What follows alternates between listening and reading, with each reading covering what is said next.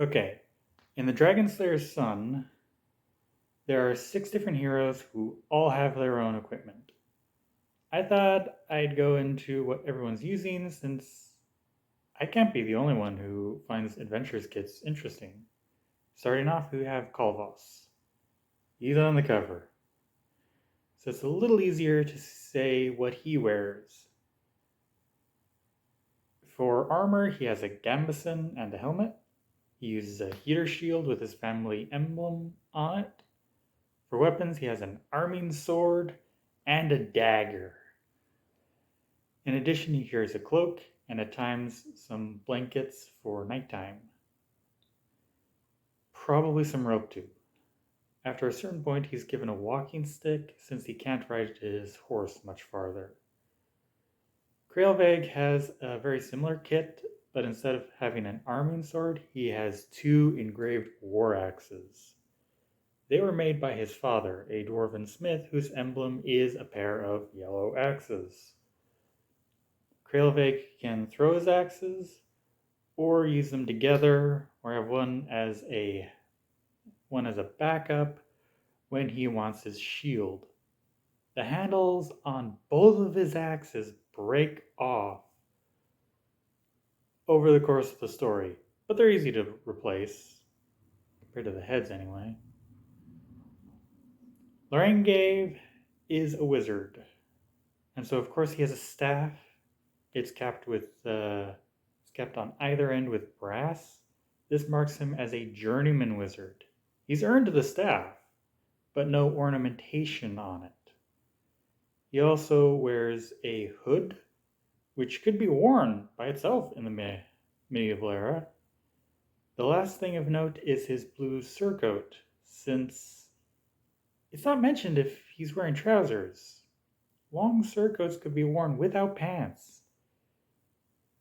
This would make riding a horse a bit uncomfortable. I Whether he is wearing trousers or rides side saddle, it's not mentioned in the book. He might be our first inductee into the No Pants Club. An extensive club in this book. But Rugate is probably the president of the No Pants Club. He wears a great kilt, or belted plaid, which can be used as a sleeping bag or a tent.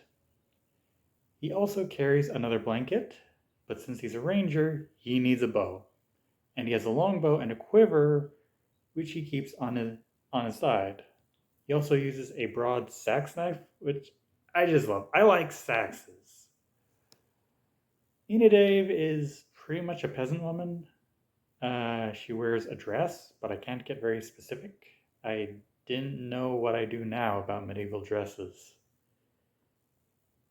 The road has been a long one. Anyway, she is mentioned as having an apron and a knife. She uses an arisaid, which is the female equivalent to a great kilt. Okay, so that's 3 people who aren't mentioned with pants in the story compared to the 2 who are. Who's the next one? Deal new. Well, the Orc Slayer does wear trousers. Okay. She has a tunic and trousers as well as an orc cuirass and helmet. Orcish armor isn't very good, but it's heavy, so only orcs and giantkin can wear it. And Dealnul is giantkin. She also uses an orcish sword, which is described as cleaver-like. It was inspired by the Pandat, because when I look at that, I just think, that looks orcish. As a side note, the orcish throwing axe mentioned in the book is inspired by the Hungamunga or Mambele. I also look at this and go,